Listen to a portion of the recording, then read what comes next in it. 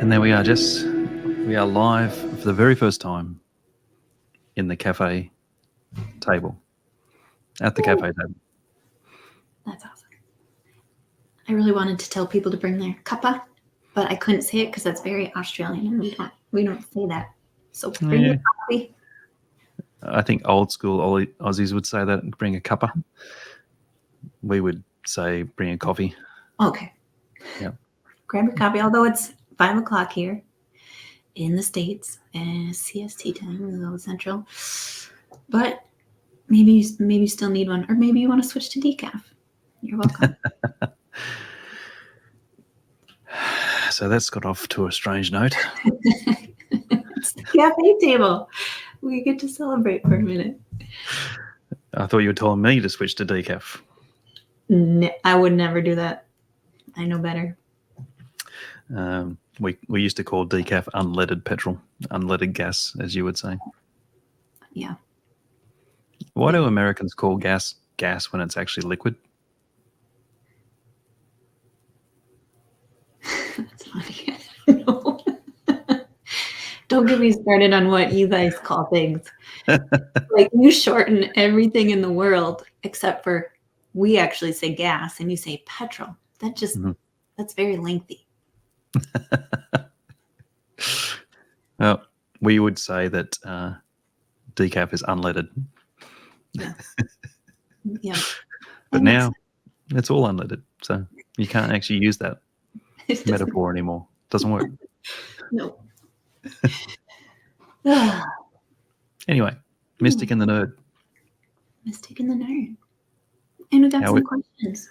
Yeah. This week. And how is the mystical nerd? Mystical nerd.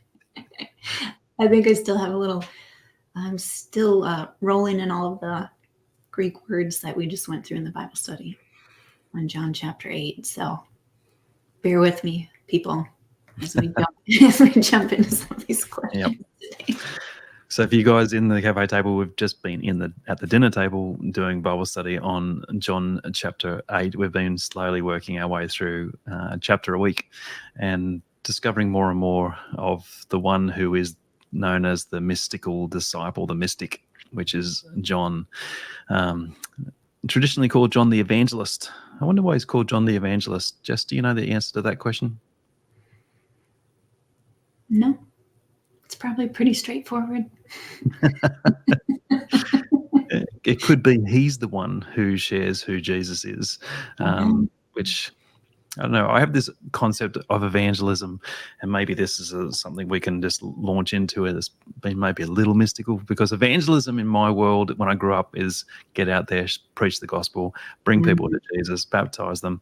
That's the function of an evangelist. But as I've gotten older, I believe the idea of evangelist or evangelism is to love people as Jesus loves us. And if I'm loving as Christ loves, and then I'm revealing his love. And it's a completely different model method that I've been taught, but I really like it. And it's this concept as well that when people say, I'm an evangelist, I think we can all be in our own way of loving people the way that Jesus has loved you. So the way he's loved you can be unique to how he's loved me. And that's the beauty and the wonder of the people that get drawn into our worlds. Like, you see people I've never met before in my life. You've connected with people that I would never have an opportunity to sit and have a conversation with, but you love them the way that Jesus has loved Jessie DeCorsey. And I think it's a really beautiful thing to discover that. So I think all of us can be evangelists. I think all of us can be prophets. I think all of us can be pastors. I think all of us can be teachers, and I think all of us can be apostles. That's controversial, I know, for some people who exist in a world where there can only be one of those things, but I just think each of us carries some of that. Don't you think it comes down to, in that place of loving each other, sharing story too? I think it's such a big part of that for me, and what that looks like. I think evangelism is a little, maybe it feels out of my comfort zone. Like, there's a structure to it, But if I can enter in of just walking with people, sharing story, what God has done, what he's doing, what I hope he'll do. Yeah, maybe that's evangelism. Yeah. I was chatting with a person the other day, Jess, and they said that they go into a supermarket and they know that they should evangelize and tell people that they meet in the supermarket about Jesus. And they said, how do I feel about that? And I said, well, I choose to love people. And I don't know what that looks like inside of a supermarket some days, and some days it's giving person a hand, some days it's striking up a conversation, some days it's just me doing the shopping, and I'm in and out of there as I am. But I don't go in there with the thought that I have to. I go in there with the thought that I can love. There's a lot of hope in that. There's a lot of ease in that. I was reading something the other day that said that the purest form of sharing our faith is to share our mess. And people can enter into the mess so much easier than they can enter into the, maybe that more, I don't know, scripted thing we think we have to go say about who Jesus is and do you know him? And wow, what if it was just as easy as walking into that supermarket and sharing my mess? Which I do. I'm already doing that. Well, sometimes as a parent, right, you can't help but if you've got your kids with you. Yeah, there was one time Zach was on the escalator with me and he jumped up on the rubber strip and started riding along with it. And this older person started at me. And you thought, you know what, that's not my mess, that's your mess. Is he supposed to be up there and riding on it? Probably not. Did he learn a lesson from that? I have no idea. But inside of that, at times when you're out with your kids, it's hard at times to pack away some of the mess. Can I share one squirrel thought? Go for it. My daughter was sick yesterday. I had to pick her up from school. And I was walking in and I knew one of the women that was next to the door welcoming the students in. And I said, oh, I'm picking up my daughter. She's really sick. And she's like, oh, no. And I just confessed my mess. I was like, she told me she was sick, but I didn't believe her. Sent her to school. Turns out within 5 minutes of being at school, I'm getting a call. Now I feel awful.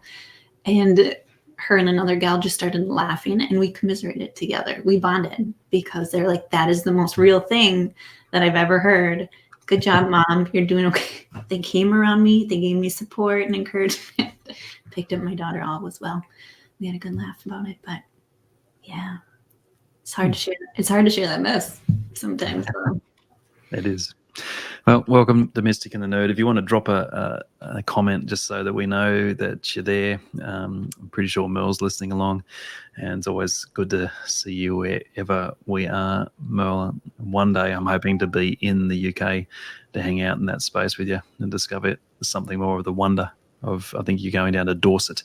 I have no idea even where that is, but I'm sure it's going to be good. Well, we got a question from Merle we should kick off with today. Let's do that. Oh, that was great. And we have just been talking about heaven a little bit in the cafe time. Was that just last week?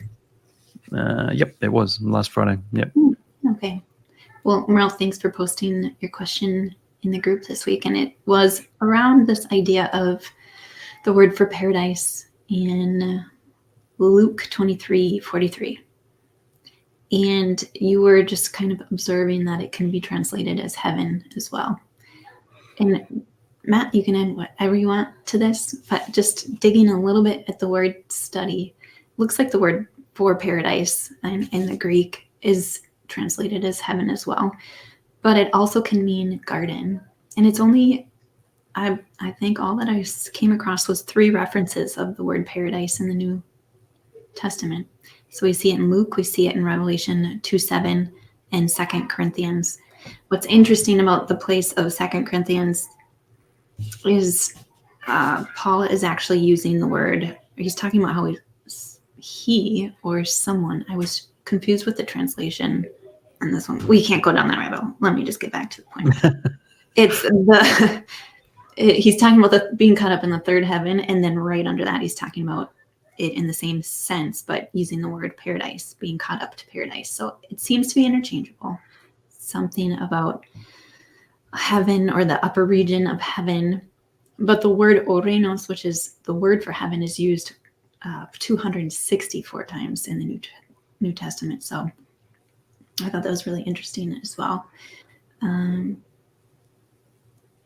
Did you want to add any of your wisdom or thoughts around the word of paradise? I know we've talked about this because of your writing and this concept around paradise meaning garden.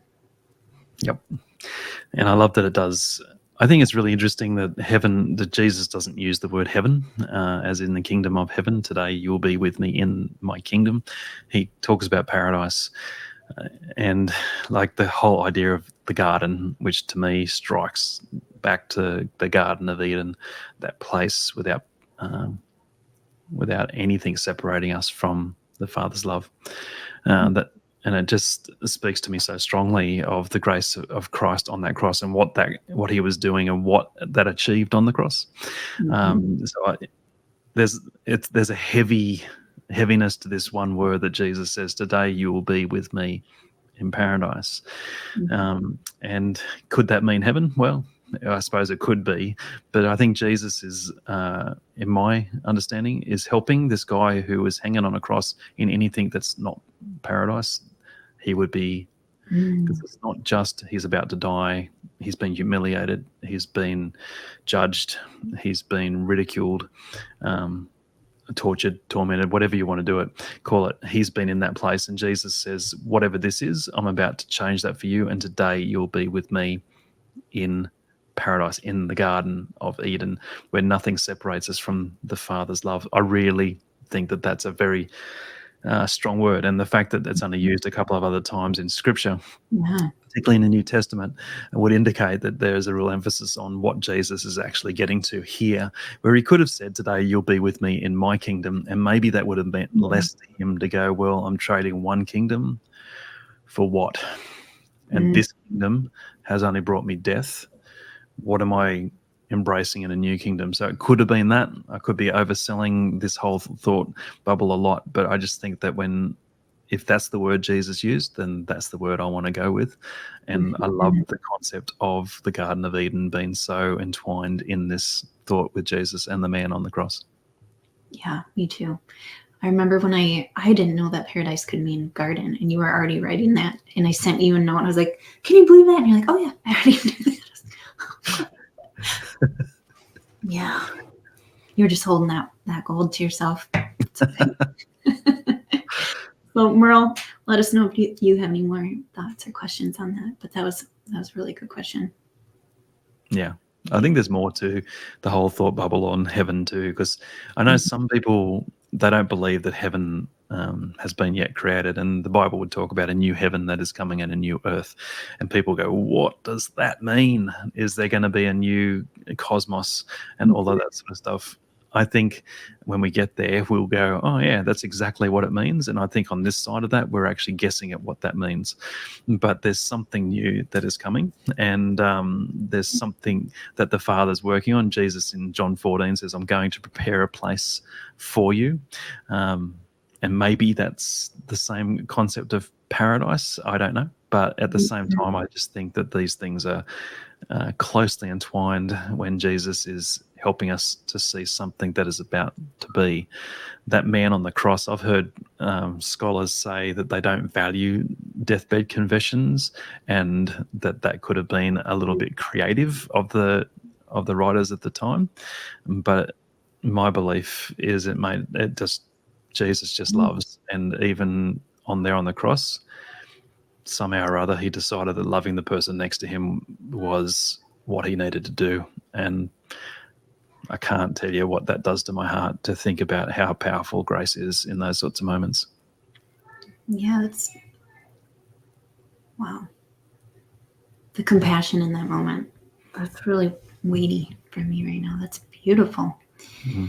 Well, I think it's good then. Maybe we should look at where paradise is in Revelation 2:7 and read the scripture, because it kind of leads into some of the questions that Richard asked around faith. But Matt and I were just chatting around maybe unpacking some of these ideas around faith and what faith is, especially on the heels of what we've been kind of walking through as we've been deep diving into John and just really looking at Matt and I were talking yesterday about what it is to really hear and what it is to really see, and why is that so important.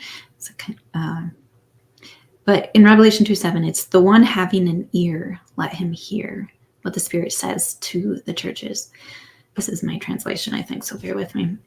To the one overcoming, which can also mean victorious or prevailing, I will give or grant him to eat of the tree of life, which is in the paradise of God.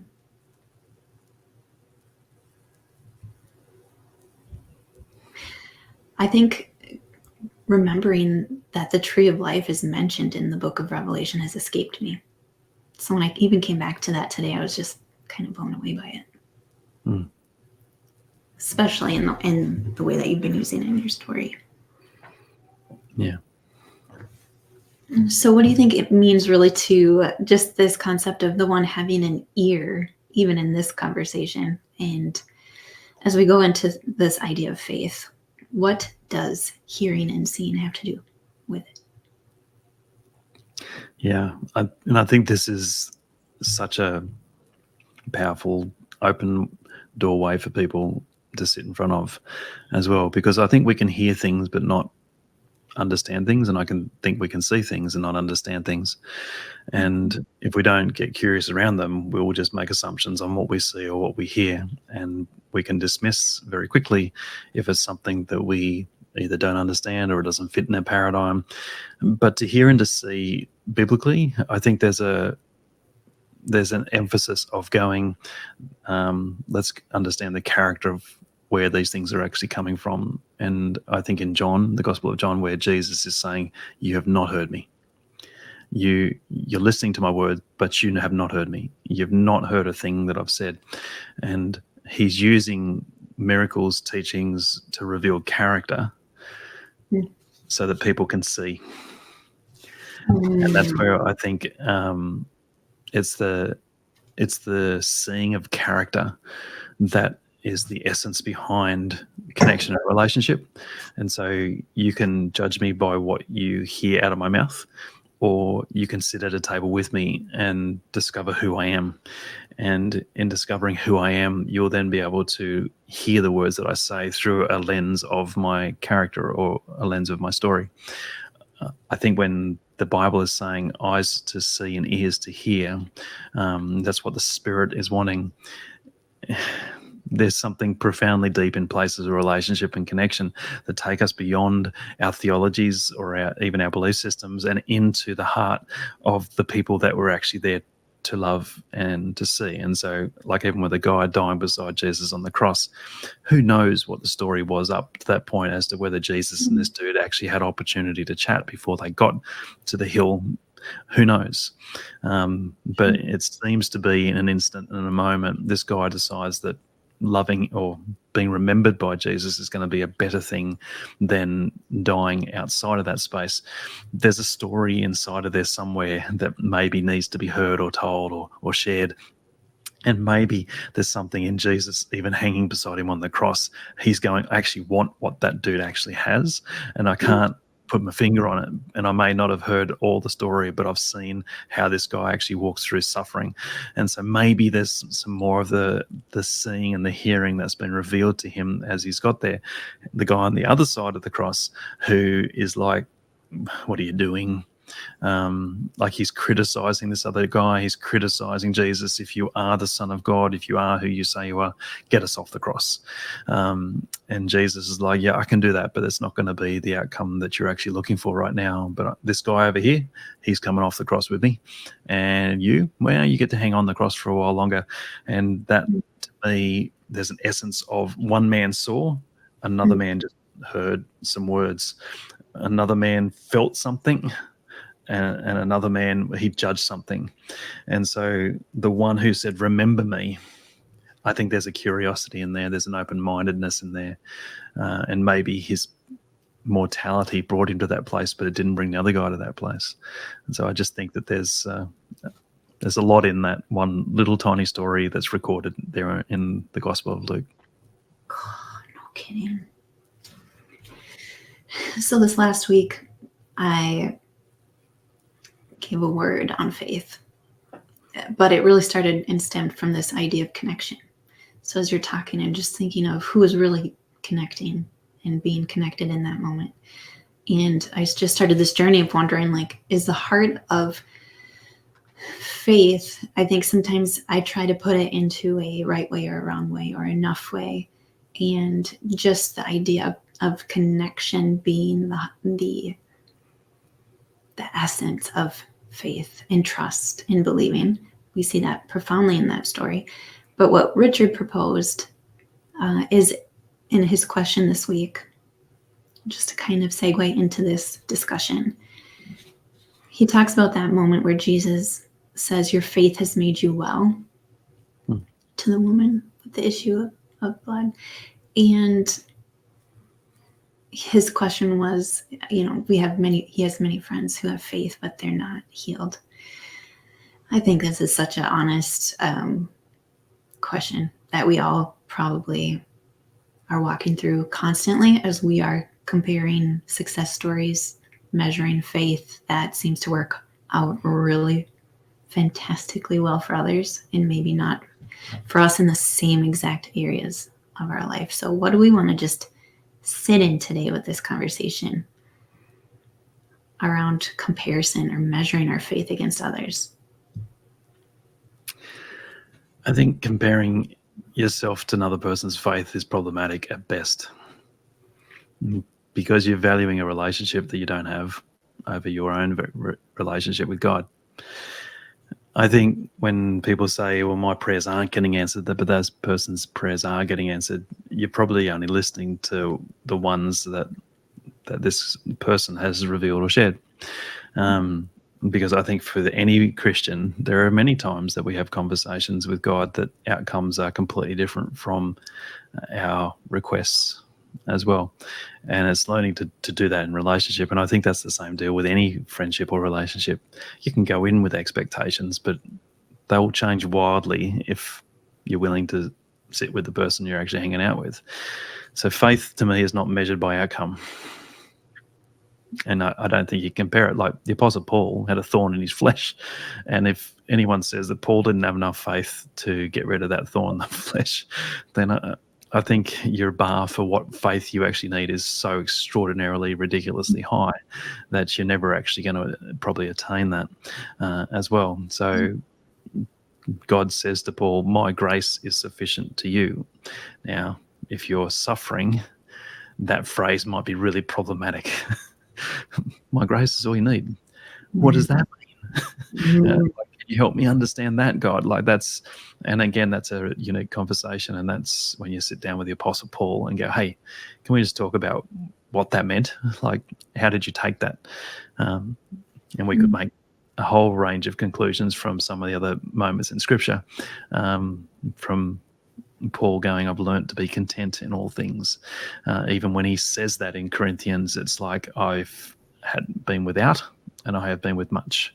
I have been full and I've been hungry. I have been rich and I've been poor. You have this aspect of faith that moves through experiences of relationship, that the connection that Paul had with God was the unwavering thing, not just that whether God answered every prayer that he prayed or healed every sickness that he might have had. Like that's part of the deal of any, I think, relationship, particularly with God. It's learning, it's discovering, it's understanding what he wants rather than just telling him what I want. And I know that can be cold comfort to many people who are in severe suffering, and I don't mean it to sound that way at all. And having, I guess, each of us lived our lives as long as we have, there's suffering that we've all endured and gone through and walked in and through. But this to me it's if you start from the place that I need to have faith so that this sickness actually disappears utterly and completely the way that I want it to be, rather than my faith is bound in my love for God, and that's where I'm going to stay. And I have found the miraculous work so powerfully through love, and that to me is where I want to be the student of for the rest of my life. I've discovered more and more of the power of his love. And hello to Dottie. That's my Dottie. it's nice out, so we have a lot of neighborhood kids coming and knocking on the door, so she's letting us know. I guess my biggest struggle in this conversation is it is so hard to not measure faith in relationship with him and his love for us without an outcome. Isn't it? So if we're talking about love in this, and we're not feeling loved because we're not feeling seen, we're not feeling the outcome that we're hoping for, and it's like you said, Paul's unwavering faith was in God. That was the unwavering part. But if we even look at the idea of unwavering, it's like I believe in God, but I'm wavering. Like my belief in my trust in him and my faith is so wavering. And sometimes it is just so high and sometimes it is so low. But I'm holding on. It's a really thin little thread. And maybe that's where this conversation of it, like the size of a mustard seed, is our measuring system. What does that actually mean? But I was brought back again to Hebrews 11, and I shared this last weekend, but I really sat with the stories of measuring faith. I wanted to just get my measuring system right and what faith looks like and what God's honoring. And if we're gonna kind of default to comparison, well, then let's get the full sheet of what faith looked like in the Bible. And if this is kind of the faith go-to of the Bible that we're called to look at for people that lived in faith, when I looked at these stories, there were some I couldn't even actually find what I would consider like faithfulness. It was just their story. And like, don't hear me wrong, I think they're all faithful, God loving, God in awe of God and his ways. But when I looked at what was one of them? I think it may have been like Joseph, because his narrative, there weren't just those big moments, I guess, of trust. It almost seemed, when I just went through it really quick in my brain, we hear Joseph's narrative as things that happened to him, and God is showing up through those things. But I don't remember a lot of that external narrative that we hear about what he's feeling or processing. So I was trying to like figure out where he was standing in any moment of his faith. Whereas like with David, we kind of get all of his lament, and then we get all of his praise. We get like a really front row seat to his faith, and it's astounding and very relatable. And then Samson was one that was mentioned, and I was looking through his story, and again, it's a striking narrative. We see the power of God. We see that him asking God to show up, and God does that. 100% that's faith. But in my measuring system, I'm looking for just like this, I guess, a different lens of faith that I've been using and trying to look and see that I want to be like. But when I looked through all these stories, I just saw quite a variety, if that makes sense, of what faith looks like in action. And it's messy. Yep. And it's Samson's story. Yeah. Yes. I don't know. What do you think about that idea of wavering faith? Is that a thing? Yeah. I think if we're all honest enough with each other, that's part of the journey. Like it's why I link relationship with people as so strongly with relationship with God. All of us have got friendships that at times we have challenging moments. We have rocky times. The challenge with our culture is that we're not taught how to reconcile or to heal. And so our stories are one mess of relationship after another mess of relationship after another mess of relationship. And we unfriend, we move on, we don't connect, and all that sort of junk that is so often modeled inside of our in our world. Like yesterday I was in an Uber with a guy, and he was talking to me about marriage these days, and I was just being me and just getting curious around his story, and he told me he'd been married for 30 years. I said, mate, well done. Like that's so, like not a lot of people get there these days. And he goes, 66% of marriages in Australia don't. And I thought, and I wonder how many of those 34% of marriages are actually really healthy relationships that are just going, I really enjoy hanging out with the person that I have pledged my life to. because I don't think that we've actually been taught relationship and often taught how to hear a person's story.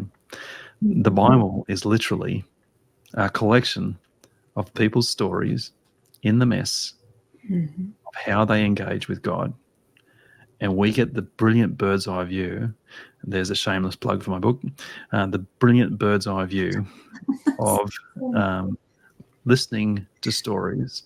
Yeah. And as we listen to them, we create stories around them as well. And it's like we just said in the Bible study of John 8, a woman gets caught in the act of adultery. We often teach that she was thrown naked at his feet. It doesn't say that she was thrown. It doesn't say she was naked. But we create these extra parts of story to fill it out in our brain to see what actually occurs. And so when you listen to Samson's story, well, man, that dude had some serious stuff going on, right? He didn't appreciate being raised as a Nazarene, so there was obviously some religious stuff going on deep down inside of that. He didn't like the fact that he had to, I guess, keep his hair long. He decided that prostitutes were a really good thing to do at the time. He decided to a whole range of things that we don't want to go into as to what he actually did to other men, right? And you just go, okay, where's the God moment in all of this? And where is this glorious faith journey? But it's a story. It's a messy story of a guy who was supposedly a judge of Israel. Did he want to do that? I don't know. But he was thrust into something through his life and his journey, and we got to see what it looked like at some level, and then we use our imagination to fill in the gaps. So it's why valuing story for me is such a high thing to do, and get curious around story. And that's the way I study the Bible. That's the way I read it. That's even now that I'm writing it, I am getting super curious around how did God feel? What did that look like? All of that sort of stuff. Well, and I think if you allow yourself to sit in the mess with this lens of looking at their story and asking yourself, how is faith represented in this story? Even when I looked at Gideon, which the story occurs right before Samson's, I think, and he's like, first of all, he's questioning, and right out of the gates, he's questioning what he's hearing. And I was like, oh, I can super relate to him. And then he's asking for evidence continually. Like, prove it. Could you, if this is, and after this, I mean, he saw, if an angel appeared to me with the word and then actually, I think, burnt up the offering before him, I don't know if I'd have to ask twice, but he does. Okay, I'm feeling really good now about my faith suddenly. But I think like the heart of it is to see to focus on what God is doing in this story and how God is moving in the hearts of his people, no matter what their lives look like. Yeah, I think so too. And I think that then tailors into Richard's other question on Habakkuk as well, Jess, because like there seems to be a change of tact in Habakkuk at this point in time. And if you guys have read Habakkuk, and I know that gets pronounced about 5,000 different ways, and Jess, you can probably pronounce it way better than I can. No. Yep, you go. You got this one. Well, if he was an Aussie, he'd be a Habba. But when I was chatting with one of the things that Brian Smith dropped on me I don't think this was in the recording, but he said, Habakkuk, the word means to be hugged.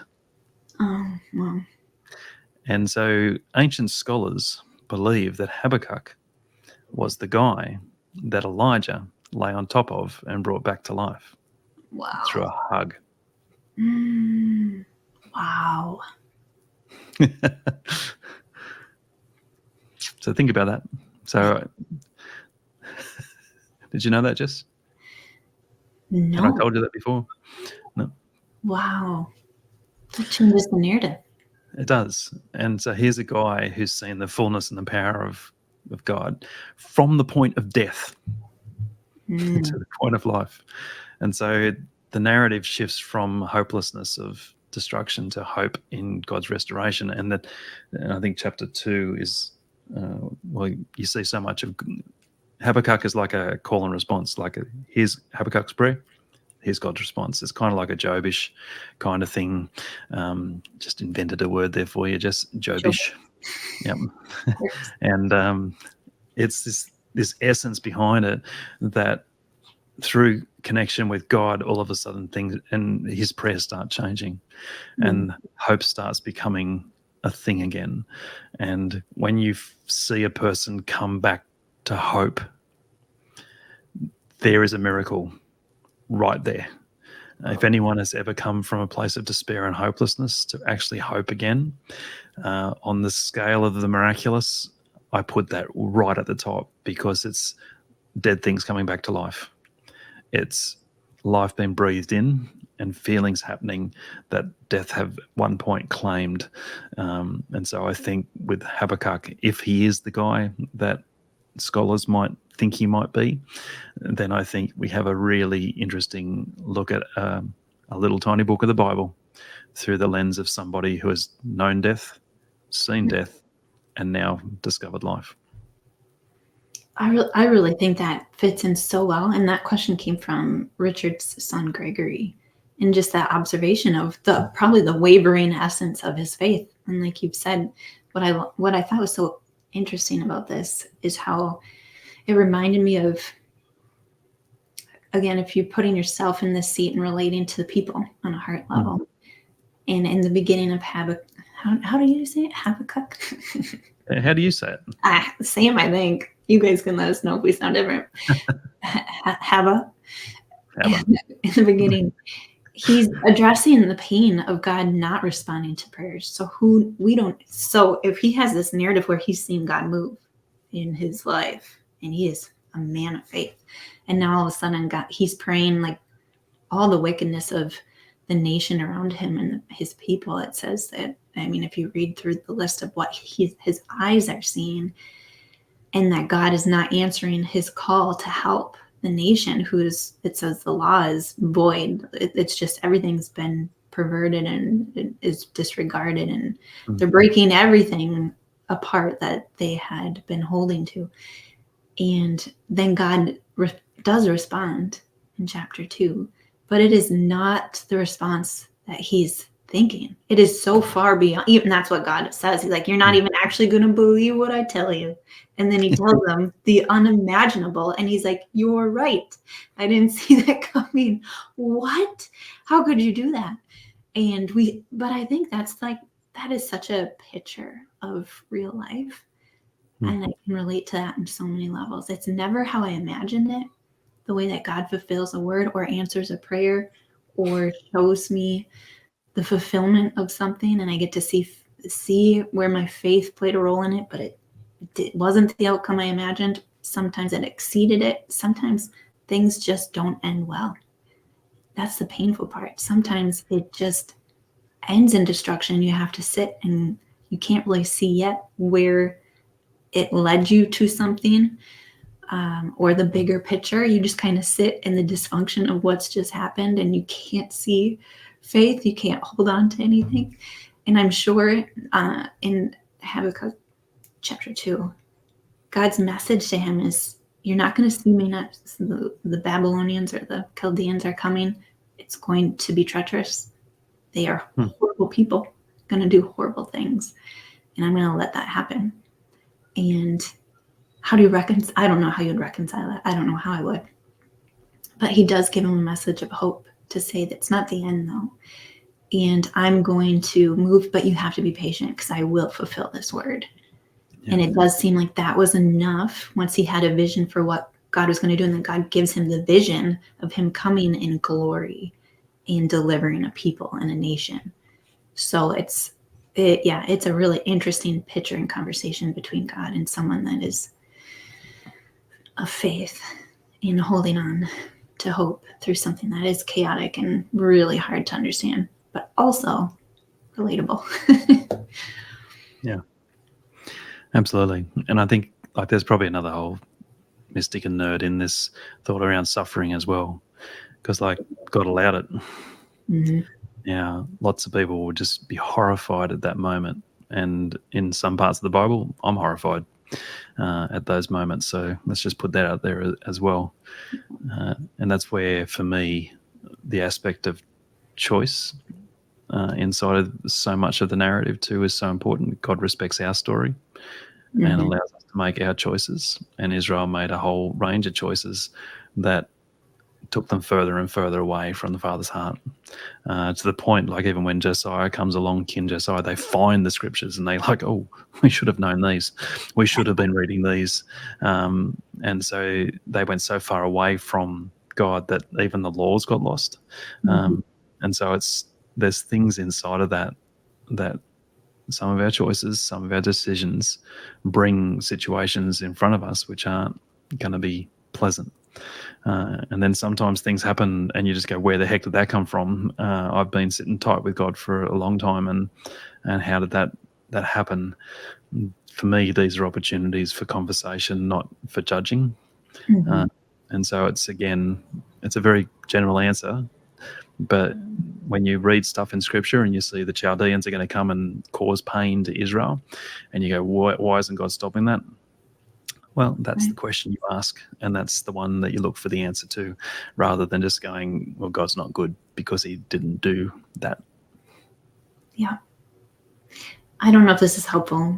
Maybe you can tell me if this makes sense to you too. But reading it through the lens of sometimes I think I read and thinking God is, well, sometimes it feels very clear that he is prescribing something, a punishment or something.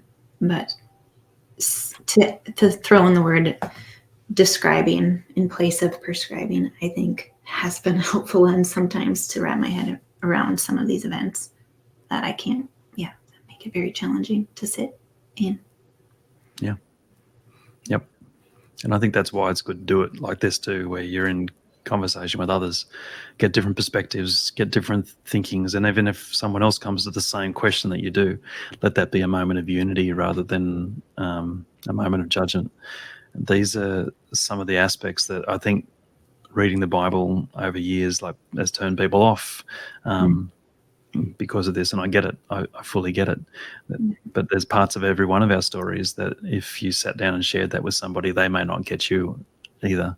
They might see the outcome. They might see the circumstances that you're in and make some decisions of their own, but they have not journeyed with you. And that, to me, I don't know, again, it goes back just to that place of relationship and connection. When a person's willing to see you for who you are, the good and bad, and it's not just hanging out with Matt for every good moment that you can.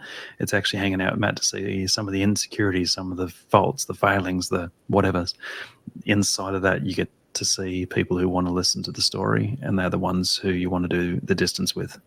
Amen. Amen. Amen. Well, that's it for questions today from our listeners, our friends. We love them. So you guys keep questions coming. Yep. Absolutely. And it's again, if you stop asking questions, you stop learning, and you start being comfortable with what you know rather than what you could know. And leaning into community, leaning into shared wisdom is one of the most, it's fun too. Like, it's a lot of fun. And so even when Jess and I get on before we start, we're usually laughing at something that we don't know or how we're going to answer that question. Thank you, Richard. Yeah, Richard. But it's that sort of space of, it can be fun. And I've found that when these things are hosted in fun, more wisdom's actually released. So I hope you guys have all been enjoying what Jess and I are doing. We'll be back in 2 weeks' time. Do it again. Yeah. And I just want to clarify, we love Richard's questions because he doesn't shy away from the hard, heavy ones. He doesn't. Yep. Well, the next one I think is right before Easter, Jess, so maybe we could have some Easter questions as well. So if you've got any questions around the Passion of the Christ, those last 7 days, feel free to drop them on a post. I'm sure Jess will put up at some point in time.